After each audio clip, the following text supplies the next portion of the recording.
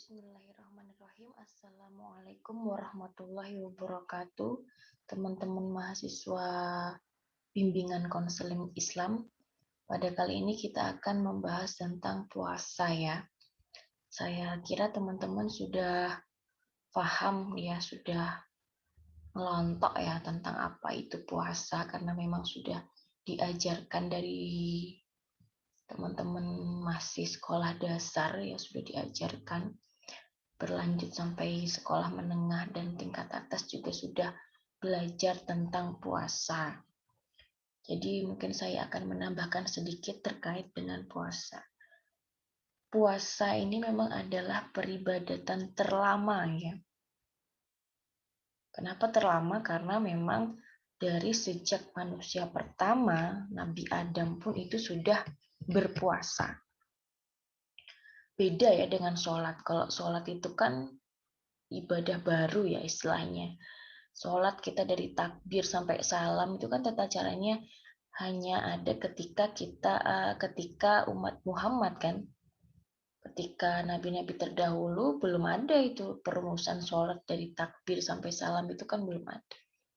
Jadi kalau dibandingkan dengan sholat, puasa itu lebih lama, lebih duluan ya. Karena sejak manusia pertama pun Nabi Adam itu sudah berpuasa. Puasanya Nabi Adam bagaimana?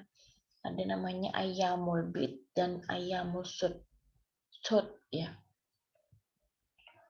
Jadi puasa di bulan terang dan puasa di bulan gelap. Puasa bulan terang itu pada tanggal 13, 14 dan 15. Puasa bulan gelap itu tanggal 27, 28, 29. Sekarang juga ada ya orang yang kemudian mengamalkan puasa Ayyamul Bid ini, puasa pertengahan bulan. Nabi Idris juga melakukan puasa ya, puasanya puasa sesuatu yang tidak bernyawa atau biasa disebut mutih, puasa mutih. Nabi Nuh juga berpuasa ketika membuat kapal dari kayu, beliau berpuasa. Nabi Daud juga berpuasa. Puasa Nabi Daud tuh terkenal dengan puasa Daud sekarang ya, sehari puasa, sehari berbuka. Sampai Nabi Muhammad juga ada namanya disyariatkan, diwajibkan puasa Ramadan ya. Sampai itu kita umatnya Nabi Muhammad juga mengamalkan itu. Jadi puasa adalah peribadatan yang sangat lama ya. Maka dari itu kemudian di surat Al-Baqarah itu kama kutiba 'alal ladzina min qablikum, sebagaimana diwajibkan atas umat-umat sebelum kalian. Jadi memang sudah sudah dilakukan itu ya sebelum umat-umat umat Muhammad. Jadi umat-umat terdahulu juga sudah melakukan itu.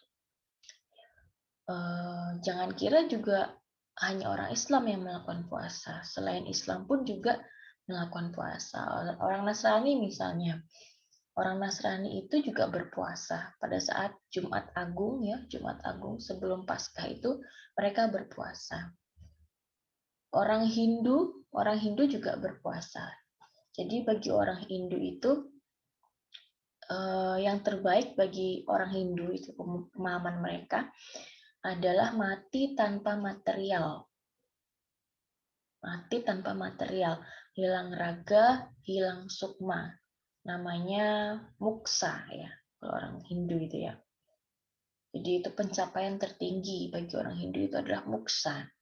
Nah, agar sampai ke muksa, agar bisa muksa, itu harus melakukan ibadah terakhir. Namanya upawasa. Upawasa itu apa? Upawasa itu tidak makan, tidak minum, dan tidak menyentuh perempuan. Ya, jadi agar sampai ke muksa tadi itu harus melakukan ibadah terakhir namanya upawasa. Tidak makan, tidak minum, dan tidak menyentuh perempuan. Nah, nanti itu hilang secara material. Makanya ketika Islam datang ke Indonesia yang penduduknya itu mayoritas beragama Hindu, pada waktu itu ya. Kemudian Islam mengenalkan syahrus syam atau puasa yang itu tidak makan, tidak minum, dan tidak menyentuh perempuan. Kan mirip-mirip dengan upawasa dari orang Hindu ini tadi ya. Maka kemudian orang Indonesia menyebut itu puasa. Begitu. Jadi puasa ini memang milik semua agama ya. Semua agama ada ibadah itu, hanya mungkin tata caranya yang berbeda.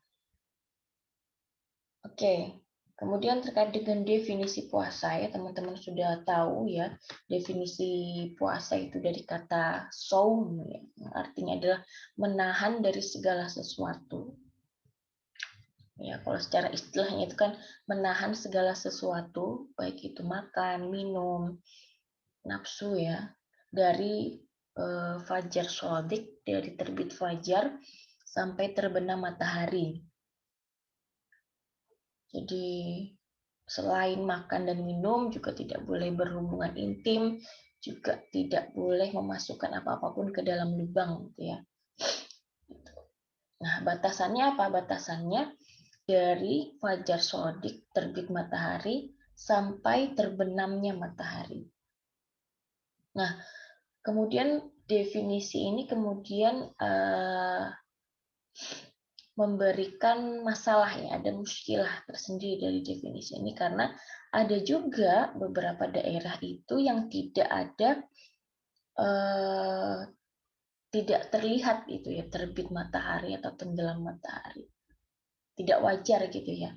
Kalau kita ini kan di daerah yang normal ya karena Indonesia ini adalah daerah yang dilewati oleh khatul istiwa atau garis pertengahan. Bahasa Indonesianya khatulistiwa yang normal. Jadi siangnya 12 jam, malamnya 12 jam. Jadi normal ya. Tetapi ada daerah-daerah tertentu yang malamnya itu bahkan hanya misalnya 3 jam. Siangnya lebih banyak gitu. Nah, itu bagaimana puasanya? Ya, di situ kan kemudian ada permasalahan di situ. Kemudian ada juga yang misalnya ketika musim dingin malam terus, jadi malamnya lebih panjang, siangnya mungkin hanya 4-3 jam saja. Itu bagaimana? Kemudian ada pengecualian di sini ya. Untuk daerah-daerah yang tidak dilewati khatul istiwa itu kemudian ada pengecualian. Nah, jadi ada beberapa pendapat ya di kalangan ulama. Yang pertama adalah pendapat bahwa untuk daerah-daerah yang seperti ini itu maka mengikuti daerah atau negara terdekatnya, dikonversikan ya ke daerah atau negara terdekatnya. Itu bagaimana siangnya berapa jam, malamnya berapa jam, jadi waktunya berapa jam. Kemudian ada juga yang berpendapat bahwa mengikuti waktu di Mekah, karena Mekah ini adalah negara tempat diturunkannya syariat begitu. Nah, ini berbeda-beda ya. Jadi, pada intinya ada pengecualian terkait dengan batasan puasa ini ya. Kalau di negara-negara yang dilewati khatul istiwa maka waktunya normal ya. Maka dari fajar shodiq, dari terbit matahari sampai terbenam matahari. Tapi di daerah-daerah tertentu seperti di kutub gitu ya, itu ada pengecualian. Oke, kemudian terkait dengan hal-hal yang membatalkan puasa. Ya, sudah tahu ya teman-teman bahwa hal-hal yang membatalkan puasa itu makan dengan sengaja, minum dengan sengaja, kemudian berhubungan intim dengan sengaja itu membatalkan puasa. Kemudian ada permasalahan atau perbedaan pendapatnya kalangan ulama tentang apakah sama sanksi antara orang yang membatalkan puasa karena jima atau berhubungan intim dengan mereka yang makan dan minum secara sengaja. Makan dan minum sengaja itu apakah sanksinya sama? Nah, ini ada perbedaannya. Karena memang kan untuk yang melakukan jima atau berhubungan intim di saat puasa di saat siang hari ketika berpuasa itu kan sanksinya berat ya. Sanksinya apa? Sanksinya adalah membayar kafarat. Kafaratnya, kalau membayar kafarat itu ada 3 pilihan ya, memerdekakan budak, kemudian yang kedua memberi makan 60 fakir miskin, atau puasa 2 bulan atau 60 hari berturut-turut. Itu membayar kafarat untuk yang jima atau berhubungan intim secara sengaja. Nah, di sini timbul permasalahan kemudian sanksi ini disebabkan karena jimanya itu sendiri atau karena merusak kehormatan atau kemuliaan Ramadan tanpa uzur syar'i. Nah, di sini ada perbedaan pandangannya. Kalau Imam Malik ya, Imam Malik, mazhab Maliki itu mengatakan bahwa membayar sanksi kafarat itu disebabkan karena merusak kemuliaan atau kehormatan Ramadan, kehormatan puasa ya. Sehingga tidak jima pun hukumnya sama. Ini berarti bahwa makan minum sengaja juga hukum sanksinya sama, yaitu membayar kafarat karena ilatnya, alasannya adalah karena merusak atau merusak kehormatan atau kemuliaan puasa. Maka menurut Maliki, mazhab Maliki, ketika puasa orang itu berjima, berhubungan intim, kemudian juga makan minum itu sanksinya sama, yaitu membayar kafarat. Tetapi berbeda dengan Imam Syafi'i, mazhab Syafi'i. Menurutnya jima dan makan itu berbeda. Berbeda ya. Kalau jima itu kan wajib mandi. Nah, kalau makan kan tidak wajib mandi, jadi berbeda. Maka kemudian implikasinya adalah berbeda sanksinya. Kalau Syafi'i, jima ya sudah, sanksinya adalah membayar kafarat. Tetapi kalau makan minum sengaja, tidak ya, mengqadha. Berdosa besar dan harus mengqadha puasa itu. Oke, itu tentang membatalkan puasa. Kemudian tentang rukhsah. Rukhsah berpuasa. Untuk puasa wajib ini ya. Untuk puasa wajib kan ada rukhsah untuk musafir, untuk tidak melakukan puasa karena sedang dalam perjalanan. Disebabkan capean atau lelah ya. Itu diberikan diskon oleh Allah atau rukhsah, keringanan untuk tidak melakukan puasa. Tetapi jika ada pertanyaan, bagaimana dengan sopir bis misalnya? Itu kan sudah pekerjaannya sehari-hari melakukan perjalanan ya. Nah, itu apakah ada keringanan untuk dia untuk tidak melakukan puasa? Baik, nah di sini ada perbedaan pandangan ya di kalangan ulama. Karena ini muskilah juga ya, karena supir ini kan gimana coba? Kan setiap hari nyupir. Kalau misalnya tidak puasa, nanti membayarnya kapan? Wong setiap hari nyupir. Pas cuti ya, cutinya pas sakit. Sakit juga ada keringanan untuk tidak berpuasa. Lalu bayarnya kapan? Begitu kan? Nah, maka kemudian ada perbedaan pandangan ya kalangan ulama tentang definisi pergi. Kalau Imam Syafi'i itu pergi itu ya sudah berpindah tempat dari rumah ke tempat atau wilayah yang asing. Ya, itu indah Syafi'i. Kalau Hambali, Imam Ahmad bin Hambal itu pergi itu tidak kerja. Jadi kalau sopir itu tidak pergi tapi kerja. Jadi sopir itu adalah tidak pergi tapi tidak kerja. Maka kalau statusnya pergi, maka kalau statusnya pergi dia dapat rukhsah, kalau statusnya itu bekerja, maka dia tidak dapat rukhsah, tetap saja berpuasa. Karena dia statusnya kerja, bukan pergi. Jadi bukan musafir ya. Itu indah Hambali, Imam Ahmad bin Hambal. Jadi ada perbedaan itu. Jadi kalau misalnya ditanya baiknya seperti apa ya, karena itu pekerjaan ya seharusnya tetap dilaksanakan puasa. Nanti kan ada ya bagaimana caranya supaya meringankan. Begitu. Oke, mungkin itu saja yang bisa saya tambahkan terkait dengan puasa. Oh iya, mungkin hikmah puasa. Hikmah puasa teman-teman juga sudah tahu ya bahwa puasa itu mengajarkan kita tentang tenggang rasa ya, belas kasihan ya. Jadi kita juga merasakan bagaimana orang yang tidak makan itu seperti apa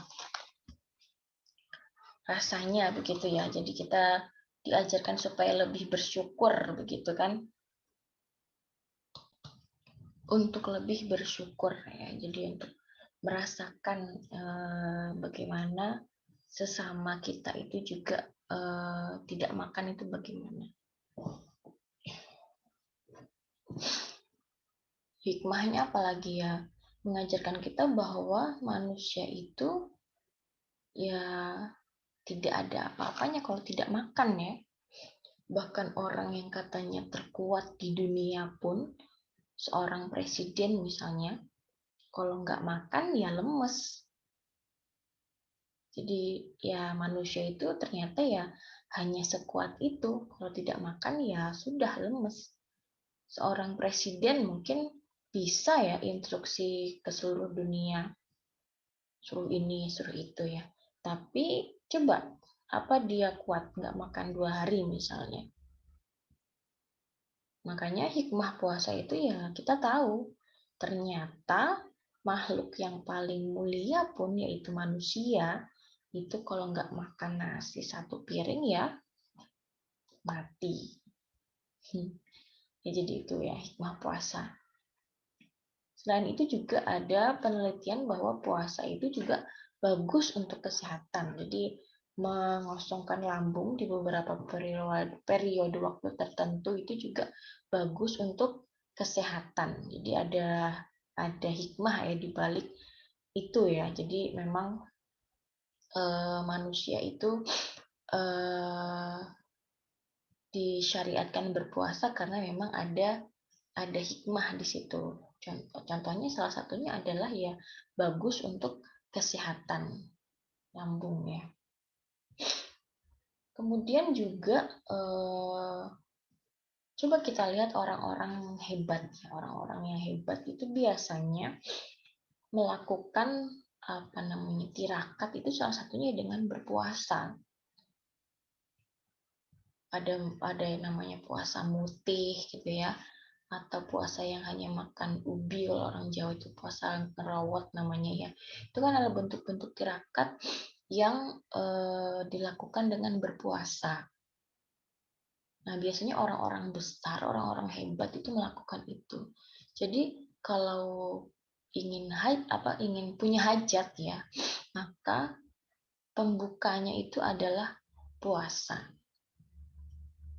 Ada cerita ya dari Nabi Idris ya ketika itu.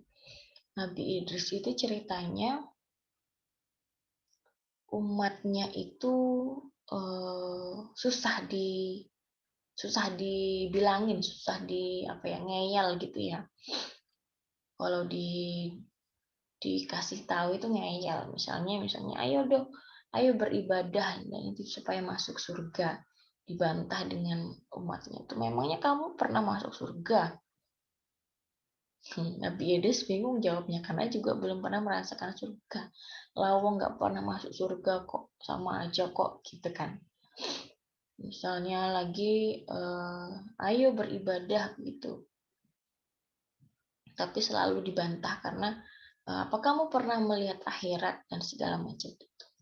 Lalu kemudian Nabi Idris mengadukan itu kepada Allah.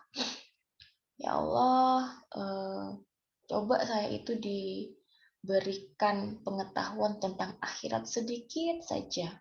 supaya saya bisa menceritakan itu kepada umat saya. Karena umat saya ini ceritanya susah dibilanginnya, ya Allah, begitu. Maka kata Allah ketika itu, ya sudah, berpuasalah. Oke, jadi ketika itu kemudian Nabi Idris berpuasa. Puasa yang tidak bernyawa atau puasa mutih itu ya. Selama berapa lama itu ya. Sampai akhirnya kebuka itu hijab manusianya, kebuka hijabnya, dan akhirnya bisa melihat malaikat. Nah, itu cerita tentang Nabi Idris. Jadi puasa ini juga salah satu wasilah ya. Misalnya kita punya hajat, maka kita bisa melakukan puasa. Karena apa? Karena sudah banyak ya ceritanya orang-orang hebat, orang-orang yang besar itu biasanya bertirakatnya itu adalah salah satunya dengan melakukan puasa. Oke, itu ya hikmah puasa ya, banyak sekali hikmah disyariatkannya berpuasa. Saya kira itu saja terkait dengan puasa ini. Dari definisi, kemudian hikmah, adab, dan lain sebagainya itu tentang macam-macam puasa kita akan bahas di pertemuan selanjutnya. Baik, semoga bermanfaat. Wassalamualaikum warahmatullahi wabarakatuh.